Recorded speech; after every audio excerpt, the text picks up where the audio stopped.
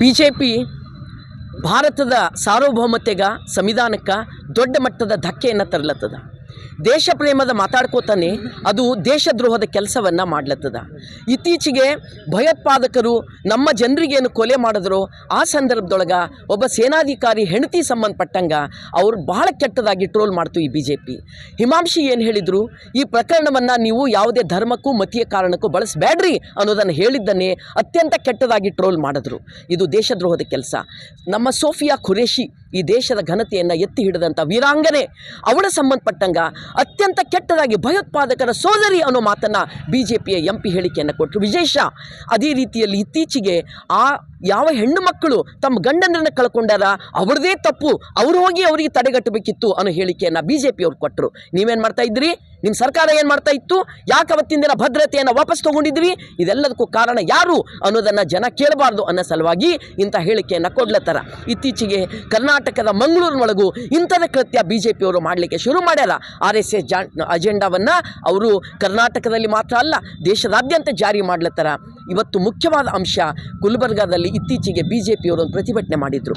ಆ ಪ್ರತಿಭಟನೆಯಲ್ಲಿ ನಮ್ಮ ಜಿಲ್ಲಾಧಿಕಾರಿ ಫೌಜಿಯಾ ತರನ್ನುಮ್ ಅವರ ಬಗ್ಗೆ ಇವರು ಪಾಕಿಸ್ತಾನದವರೇ ನಿಮ್ಮ ಚಪ್ಪಾಳೆ ನೋಡಿದ್ರ ಅಂತ ಹೇಳಿಕೆಯನ್ನು ಕೊಟ್ಟಂಥ ಎನ್ ರವಿಕುಮಾರ್ ದೇಶದ್ರೋಹವನ್ನು, ಮತೀಯ ನೆಲೆಯಲ್ಲಿ ದೇಶವನ್ನು ಒಡೆಯುವಂಥ, ಜನಾಂಗೀಯ ದ್ವೇಷವನ್ನು ಹುಟ್ಟಿಸುವಂಥ ಒಂದು ಕೋಮು ಪ್ರಚೋದನಕಾರಿ ಹೇಳಿಕೆಯನ್ನು ಕೊಟ್ಟಿದ್ದಾರೆ.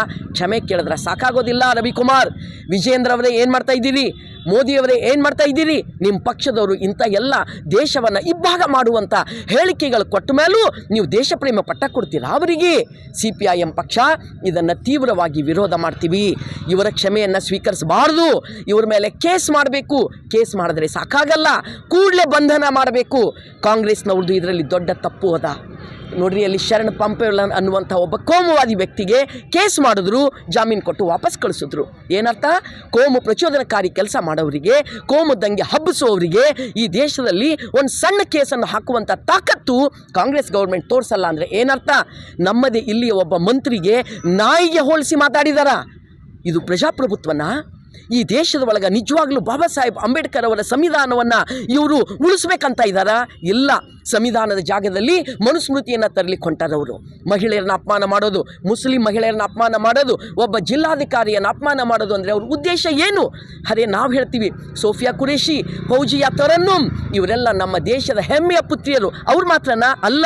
ಈ ದೇಶದಲ್ಲಿರುವಂಥ ಮುಸ್ಲಿಂ, ಕ್ರಿಶ್ಚಿಯನ್ ಎಲ್ಲ ಸಮುದಾಯದ ಸಹೋದರರು ನಾವೆಲ್ಲ ಒಂದೇ ಇದ್ದೀವಿ.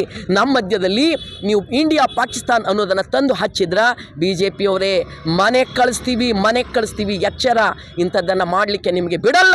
ದೇಶದ್ರೋಹದ ಕೆಲಸ ಮಾಡಲಿಕ್ಕೆ ನಾವು ಆಸ್ಪದ ಕೊಡಲ್ಲ ಅನ್ನೋ ಮಾತನ್ನು CPIM ಪಕ್ಷ ಹೇಳ್ತದೆ. ಹಾಗಾಗಿ ಕಾಂಗ್ರೆಸ್ಗೆ ನಾವು ಆಗ್ರಹ ಮಾಡ್ತೀವಿ, ತಕ್ಷಣ ರವಿಕುಮಾರ್ನ ಬಂಧಿಸ್ರಿ, ಜೈಲಿಗೆ ಅಟ್ಟರಿ, ಶಿಕ್ಷೆ ಕೊಡ್ರಿ. ಇಷ್ಟು ಮಾಡಲಿಕ್ಕೆ ಸಾಧ್ಯ ಇಲ್ಲ ಅಂದರೆ ನಿಮ್ಮ ಅಂತರಂಗದ ಒಳಗೂ ಮನುಸ್ಮೃತಿ ಒಳಗೆ ಅದ ಅಂತ ಅರ್ಥ. ನಿಮ್ಮ ಮೃದು ಕೋಮುವಾದ ನಮ್ಮ ದೇಶವನ್ನು ನಾಶ ಮಾಡುವ ಕೇಂದ್ರ ಆಗಿಬಿಟ್ಟದ. ಈಗಾದರೂ ದೃಢ ನಿರ್ಧಾರ ತಗೊಳ್ರಿ, ಸಂವಿಧಾನ ಉಳಿಸ್ರಿ, ಜಾತ್ಯತೀತ ಭಾರತ ಉಳಿಸ್ರಿ.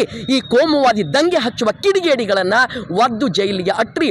ಇಲ್ಲಾಂದರೆ ಇವರು ಫ್ಯಾಸಿಸಮ್ ಅಂತ ಬೆಂಕಿಗೆ ಈ ದೇಶವನ್ನು ದೂಡ್ತಾರ.